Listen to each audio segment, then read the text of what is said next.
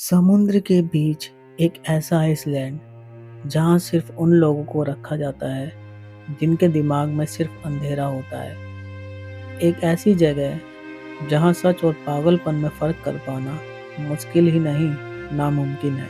और जब वहाँ एक फेडरल ऑफिसर इन्वेस्टिगेशन के लिए जाता है तो हर कदम के साथ उसकी सोच, उसकी यादें और उसका अपना वजूद तक हिल जाता है। ये कोई सिंपल केस नहीं है, यह एक साइकोलॉजिकल मेज।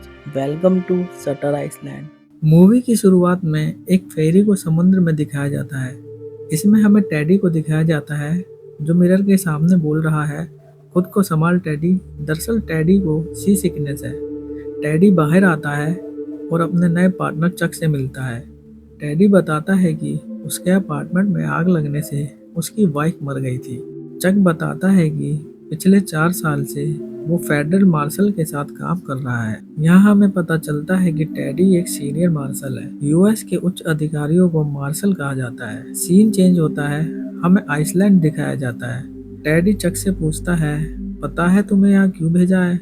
चक बताता है कि यहाँ कोई फीमेल पेशेंट भाग गई थी, उसी की इन्वेस्टिगेशन के लिए। टेडी बताता है यहाँ खतरनाक क्रिमिनल भी कैद है। सीन चेंज होता है, हमें पोर्ट पर कुछ आर्मी के लोग दिखाए जाते हैं। वो उन्हें अजीब तरीके से देखते हैं और हॉस्पिटल के लिए निकल जाते हैं। रास्ते में टेडी इलेक्ट्रिक फैंस को देखकर थोड़ा हैरान होता है।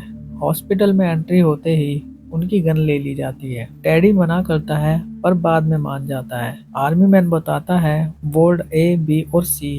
वार्ड सी में सबसे खतरनाक पेशेंट रहते हैं और ये भी बताता है यहाँ आप नहीं जा सकते। आर्मी मैन गन लेते हुए जेल के नियम 319 की बात करता है। अब ये जेल है या हॉस्पिटल, ये हमें मूवी में आगे पता चलेगा। अगले सीन में हॉस्पिटल के अंदर इन्हें मिलते हैं डॉक्टर कोली, एक साइकेट्रिस्ट। कोली उन्हें बताते हैं एक पेशेंट जो अपने लोकल रूम से गायब हो गई है, वो भी आधी रात को नंगे पैर।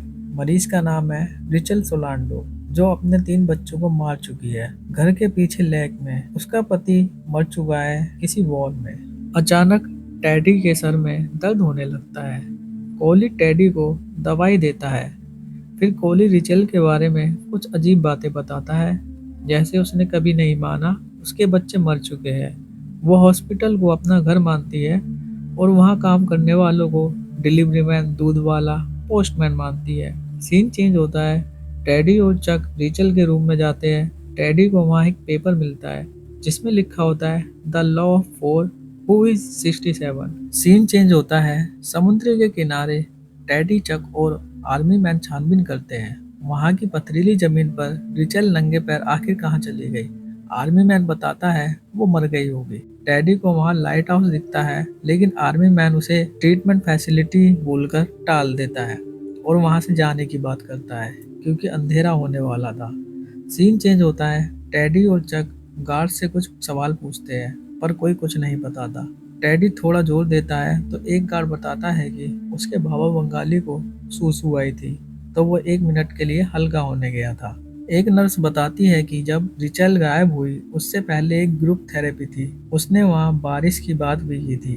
नर्स ये भी बताती है वहाँ एक डॉक्टर थे, उनका नाम डॉक्टर सिहान है, वही है जो रिचल की देखभाल करते हैं। टेडी डॉक्टर सिहान से मिलने के लिए बोलता है, मगर कोली बताता है सिहान छुट्टी पर है। टेडी को अजीब लगता है। टेडी उनसे फोन पर बात करने के लिए डॉक्टर कोली को बोलता है, मगर तूफान के कारण डॉक्टर कोली से संपर्क नहीं हो पाता। डॉक्टर कोली उन दोनों को अपने घर पर इनवाइट करता है। सीन चेंज होता है, हमें डॉक्टर कोली का घर दिखाया जाता है। उनका घर बहुत आलीशान होता है। वहाँ उन्हें एक बूढ़ा आदमी मिलता है। टेडी और उसमें खास बनती नहीं। इस बीच टेडी को हेलुसिनेशन आते हैं, उसने एक आदमी को मारा है और बहुत सारी लाशें पड़ी है। टेडी डॉक्टर कोली से सिहान और बाकी स्टाफ की फाइलें मांगता है, लेकिन बूढ़ा आदमी बीच में बोलता है और साफ मना कर देता है। टेडी गुस्सा हो जाता है और ये केस एफबीआई को देने की धमकी देकर वहाँ से चला जाता है। सीन चेंज होता है, दोनों लेटे होते हैं। चक पूछता है क्या हम सच में चले जाएंगे? टेडी बोलता है यहाँ सब झूठ बोल रहे हैं, मुझे नहीं पता। ये कहकर टेडी सो जाता है। सपने में टेडी को उसकी वाइफ बोलती है रेचल यही है, वो कहीं नहीं गई, और टेडी को भी यहाँ से जाने के लिए मना करती है। उसकी वाइफ बताती है वो आदमी भी यही है, लेडीज। लेकिन ये लेडीज है कौन, ये तो हमें मूवी में आगे पता चलेगा। तभी टेडी की आँख खुलती है। मॉर्निंग में टेडी डॉक्टर कोहली से कहता है, हमें पेशेंट से रिचल के बारे में बात करनी है। डॉक्टर कोहली बोलते हैं, तुम तो जाने वाले थे। टेडी बोलता है, इतने तूफान में कोई फेरी नहीं आएगी। टेडी डॉक्टर कोहली से पूछता है, रिचल को किस तरह के ट्रीटमेंट दिए जा रहे थे।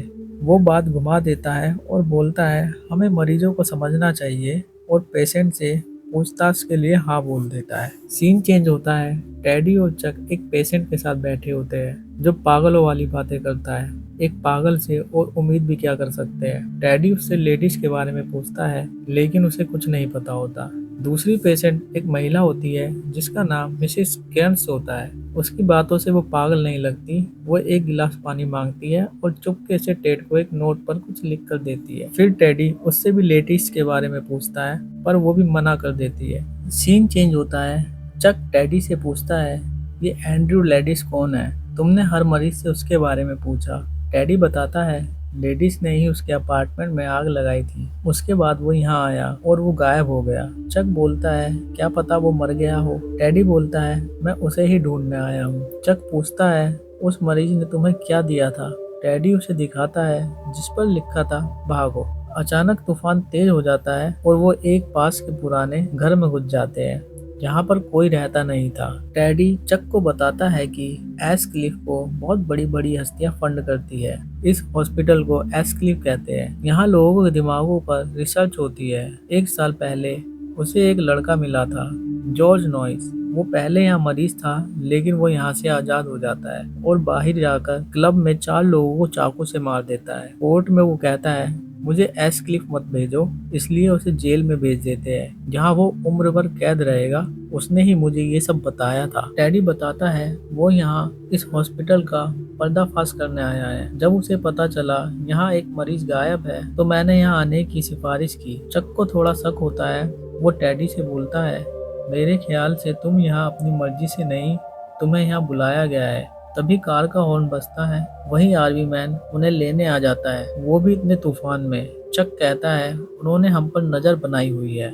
वो आर्मी मैन उन्हें हॉस्पिटल छोड़ देता है और कहता है, डॉक्टर कोहली मीटिंग में तुम्हारा इंतजार कर रहे हैं। वहाँ दोनों कपड़े चेंज करके जाते हैं। वहाँ हॉस्पिटल के सीनियर बैठे होते हैं। उनकी बातों से टेडी को पता चलता है उस नोट के बारे में, the love for who is 67। Hospital में पेशेंट है 66, लेकिन ये 67 पेशेंट कौन है, ये हमें मूवी में आगे पता चलेगा। डॉक्टर कोहली बात को काटते हुए टेडी को कहता है, रेचल वापस आ गई है।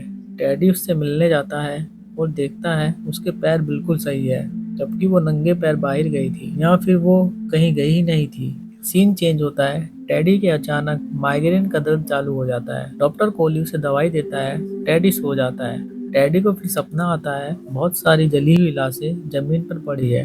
अचानक एक लड़की की आंखें खुलती है। वो टेडी से कहती है, तुम्हें हम सबको बचाना चाहिए था। फिर टेडी को लेडीज मिलता है जो बहुत गंदा दिखता है, बिल्कुल एक भूत की तरह। तभी एक चीख के साथ वहाँ रिचल अपने बच्चों की बॉडीज के साथ आती है। उसके बच्चे टेडी से बोलते हैं, तुम हमें बचा सकते थे। टेडी उन बॉडीज को लेक में छोड़ देता है। अचानक टेडी की आंखें खुलती है।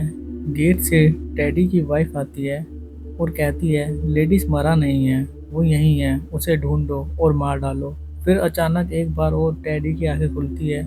इससे पहले टेडी सपना ही देख रहा था।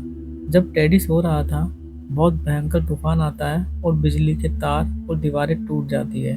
इसका फायदा उठाकर चक और टेडी वार्ड सी में घुस जाते हैं। वहाँ दोनों अलग हो जाते हैं और टेडी लेडीज को ढूंढता है, पर उसे वहाँ जॉर्ज मिलता है, वही लड़का जिसे उम्र कैद की सजा मिली थी। वो यहाँ कैसे? जॉर्ज बोलता है, तुमने मेरी ये हालत की है, उन्हें सब पता है तुम क्या करने यहाँ आए हो और तुम्हारा कोई पार्टनर भी नहीं है। यहाँ पर जॉर्ज एक शॉकिंग बात बोलता है। वो कहता है, डैडी वो अब भी यहाँ है, वो तुम्हें मार डालेगी, उसकी बात मत सुनो। जॉर्ज को ये कैसे पता कि डैडी की वाइफ उसे दिखती है? जॉर्ज उसे लेडीज के बारे में बताता है। वो लाइट हाउस में हो सकता है, लेकिन पक्का नहीं है, और अपने पार्टनर पर भरोसा मत करना। टेडी बाहर आता है, चक से मिलता है। चक उसे एक पेपर दिखाता है, मगर अब टेडी उस पर भरोसा नहीं करता और उस पेपर को बाद में देखने की बोल देता है। फिर दोनों लाइट हाउस की तरफ चले जाते हैं। दिन ढलने वाला होता है। मगर लाइट हाउस अब भी काफी दूर होता है। चक कहता है हमें वापस चलना चाहिए, अंधेरा होने वाला है, और वो उस पेपर के बारे में बताता है। लेकिन टेडी उसकी बात नहीं मानता और उसे शक की नज़रों से देखता है और चक को वहीं छोड़कर चला जाता है। थोड़ा दूर जाने के बाद टेडी वापस आता है, लेकिन वहाँ चक नहीं होता। वो चट्टानों के नीचे देखता है, वहाँ उसे एक बॉडी दिखाई देती है। टेड चट्टानों से उतरता हुआ नीचे पहुँचता है। वहाँ उसे वो पेपर भी मिलता है जिसे वो रख लेता है। आसपास देखने पर उसे चक कहीं पर भी नहीं दिखता। अचानक वहाँ बहुत सारे चूहे आ जाते हैं। टेडी को वहाँ एक गुफा में रोशनी दिखती है। टेडी वहाँ उन चूहों को कुचलता हुआ उस गुफा में चला जाता है, लेकिन उसे वहाँ चक नहीं मिलता। वहाँ उसे मिलती है एक लेडी जिसका नाम है रिचल सोलांडो। टेडी उसे देखकर हैरान नहीं होता। वो कहता है क्या तुमने अपने बच्चों को मारा था? रिचल बताती है उसकी शादी ही नहीं हुई और बच्चे भी नहीं हुए। अब कमेंट में ये मत कहना बिना शादी के भी बच्चे होते हैं क्या। वो कहती है वो कभी मरीज नहीं थी, वो एस्क्लिफ में डॉक्टर थी। वो बताती है कि ये कितने घिनौने काम करते हैं। ब्रेन सेल पर रिसर्च और उनकी आंखों में कुछ इंजेक्ट करते हैं उन्हें काबू में रखने के लिए। यह सुनकर टेड की फट जाती है। रेचल बताती है यहाँ पिछले 50 सालों से ये सब हो रहा है। रेचल टेडी को बताती है ये एक तरह की पिल खिलाते हैं, उससे सपने आते हैं जो असली जैसे लगते हैं। वो बताती है ये सब लाइट हाउस में होता है। वहाँ खोपड़ी खोलकर उसे खींचते हैं और ये इस आइसलैंड पर सब जानते हैं, मरीज से लेकर नर्स, डॉक्टर, आर्मी। सुबह होती है। रेचल टेडी को वहाँ से जाने के लिए और वापस ना आने के लिए बोलती है। टेडी जाते हुए रिचल से एक आखिरी सवाल पूछता है, क्या उसने उसके दोस्त चक को कहीं देखा है? वो कहती है मार्शल तुम्हारा कोई दोस्त नहीं है। टेडी वहाँ से निकलता है और उसे एक आर्मी मैन मिलता है जो उसे ढूंढ रहा था।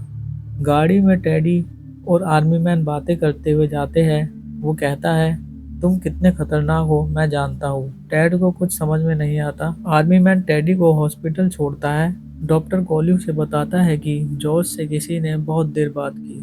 डॉक्टर कोली बोलता है तुम वैसे भी जा रहे हो? टेडी बोलता है हाँ, हम जिस काम के लिए आए थे वो काम हो गया। रेचल तो मिल गई। डॉक्टर कोली उसे बोलता है हम कौन है मार्शल? टेडी बताता है मेरा पार्टनर चक। डॉक्टर कोहली इनकार करता है। टेड समझ जाता है उसे भी पागल करार देकर यहीं रखने का इरादा है। टेडी कहता है कोई पार्टनर नहीं है, मैं मजाक कर रहा था। टेडी नहाने जाता है। वहां से वो लाइट हाउस के लिए निकलता है। रास्ते में उसे वही बूढ़ा आदमी मिलता है जो कोहली के घर पर मिला था। वो टेडी को इंजेक्शन लगाने की कोशिश करता है, लेकिन टेडी ही उल्टा उसे इंजेक्ट कर देता है। सीन चेंज होता है। टेडी डॉक्टर कोहली की कार के पास होता है। तभी उसे उसकी वाइफ का हेलुसिनेशन आता है। वो कहती है यहाँ से भाग जाओ, लेकिन टेडी चक को बचाने के लिए लाइट हाउस जाएगा क्योंकि उसे लगता है चक पर लाइट हाउस में एक्सपेरिमेंट हो रहा है। तभी वहाँ रेचल की लड़की टेडी की वाइफ के पास आ जाती है और गाड़ी में धमाका होता है। सबका ध्यान गाड़ी पर जाता है। इसी मौके का फायदा उठाता है टेडी। एक सिपाही का मुंह सुजाकर टेडी लाइट हाउस में घुस जाता है, जहां उसे एक रूम में डॉक्टर कोहली बैठा हुआ मिलता है। उस रूम में टेप रिकॉर्डर और टेडी की ली हुई गन होती है। कोहली बताता है कि उसकी राइफल खाली है और डॉक्टर सिहान को बुलाता है। टेड को लगता है सिहान फेरी से आया है। कोहली मना करता है, वो कभी गया ही नहीं था। तभी टेडी को उसकी वाइफ बोलती है तुम यहाँ खत्म हो जाओगे, यहाँ से चले जाओ। टेडी डॉक्टर कोहली को बताता है मुझे ये सब बता दिया है रेचल सोलांडो ने। कोहली बताता है ये सब सच नहीं है, तुम 2 सालों से इस इंस्टीट्यूशन में ही हो और तुम यहाँ मरीज हो। टेडी बोलता है मैं यूएस मार्शल हूँ। कोहली बताता है तुम यूएस मार्शल थे और एक प्रूफ दिखाता है। कोहली बताता है वो 67वां मरीज और कोई नहीं टेडी है। कोहली बताता है टेडी का असली नाम एंड्रू लैडिस है और ये सब टेडी की कल्पनाएं थी। कोहली बताता है तुमने जॉर्ज का ये हाल किया क्योंकि उसने तुम्हें लेडीज कहकर बुलाया। कोहली टेडी को सही होने के लिए कहता है क्योंकि यहाँ के हेड ये आखिरी मौका दे रहे हैं। अगर तुम सही नहीं हुए तो इसके बाद तुम्हारी लोबोटोमी होगी जिससे तुम सब भूल जाओगे। टेडी कोलैप्स कर जाता है। उसे सब याद आ जाता है कैसे एक दिन वो अपने घर गया। वहाँ उसकी वाइफ लेक के पास बैठी थी और उसके तीनों बच्चों को उसकी वाइफ ने लेक में डुबोकर मार दिया था और बाद में उसने अपनी वाइफ को गोली मार दी।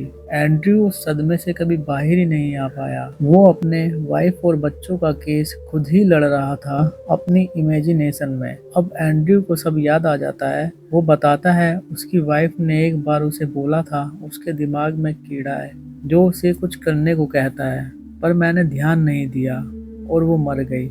वो अपनी फैमिली की मौत का जिम्मेदार खुद को मानता है। सीन चेंज होता है। अगली सुबह एंड्रयू सीढ़ियों पर बैठा होता है। डॉक्टर सियान उसके पास जाकर बोलता है, आगे क्या करना है? एंड्रयू बोलता है, चक, हमें इस आइसलैंड से निकलना होगा। डॉक्टर सियान इशारा करते हैं, फिर दो आदमी एंड्रयू को लेने आते हैं। एंड्रयू खुद ही उठकर उनके साथ जाने लगता है। जाते जाते एंड्रयू सियान से कहता है, क्या तुम्हें लगता है एक मॉन्स्टर बन के जीना ज़्यादा बुरा है या एक अच्छा इंसान बन के मर जाना? ये लाइन सुनकर डॉक्टर सियान शॉक हो जाता है क्योंकि उसे सब याद है मगर वो सब कुछ भूलना चाहता है। एंड्रयू को अपनी फैमिली की मौत का दुख इतना है कि उसे सब कुछ भूलना ही बेटर ऑप्शन लगता है। तो ये थी आज की वीडियो। मिलते हैं आपसे ऐसी ही रोमांचक वीडियो में। Bye bye.